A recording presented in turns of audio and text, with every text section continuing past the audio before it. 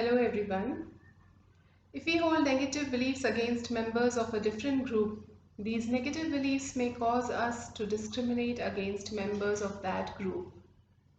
It not only causes problems in their social and economic lives, but also negatively impacts their physical and psychological health, leading to anger, anxiety, fear, frustration, depression, and paranoia. Ineffective coping leads to avoidance and substance abuse. Biologically, we are truly just one race, sharing 99% of our genes, no matter what the color of our skin or what part of the world we come from. But historically, we have found ways to not just identify differences, but to oppress people because of them. Racism grew out of and helped rationalize colonization and slavery. Despite our biological sameness, people continue to look for differences and claim superiority.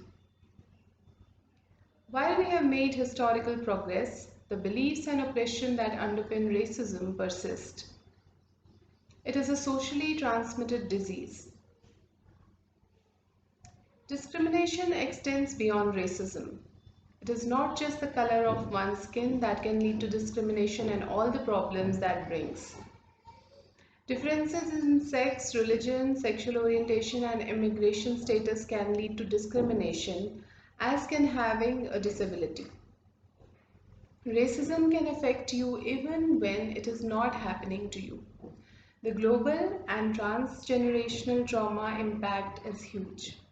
For people of color or a different gender, for that matter, it can be triggering to witness victims being abused, brutalized, or killed. Picture the case of George Floyd.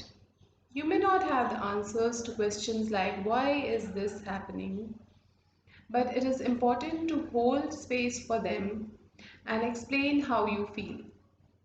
We can take a hard look at ourselves, take stock of our beliefs and our biases, and work to change all of them.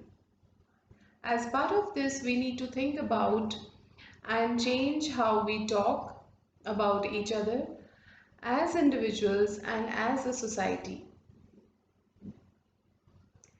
On the implicit association test on race, most exhibit an automatic bias in favor of white people or the fair skinned. This doesn't mean that most of participants are not well intentioned. It just means that, unfortunately, for most of us, white dominance has been downloaded into our software without our permission, be it the fair and lovely ads or other cosmetic commercials, highlighting the white in us. To overcome our internal racial bias, we need to understand the false binary of racism.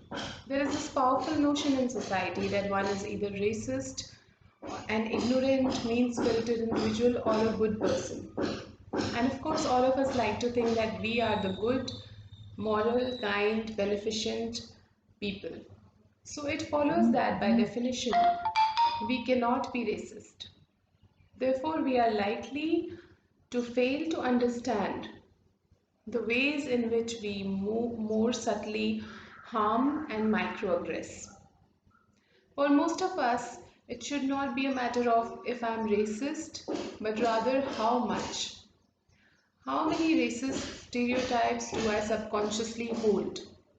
How much do I unknowingly contribute to racism? And also, what are the microaggressions that I am more prone to commit? These questions we need to ask ourselves. Also, the first step in being able to talk freely about race is understanding that no one is immune from racial bias. The bias may very well be subconscious. It is more covert than overt. You are not, we have to teach our children that you are not any better than anyone at your school and don't ever behave like you are. And also that no one at that school is any better than you and don't you ever let them make you believe that they are. So there is a twist to the golden rule that I talked about in my earlier video. and that is that I want you to always treat others like you would want them to treat you. So take these moments as learning opportunities and speak openly and discuss about stereotypes and color discrimination with your teachers, with your parents and counselor. When it comes to teaching tolerance, actions speak louder than words. When parents say that boys and girls are equal but refuse to buy your son a doll just because he's a boy, what message are you sending? It is that of a gender discrimination. Do something in terms of action. Take a stand when you witness injustice. Challenge racism, bigotry, and stereotype. Hold a petition drive. Write an editorial in the school paper.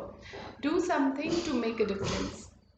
Always remember that racial abuse pierces your skin, embeds itself inside you. Sometimes it takes decades to recognize this trauma. And more certainly, racism is a form of trauma, one that impacts mental health enormously. Let's all join our hands together to fight racism in all its covert and overt forms. Thank you.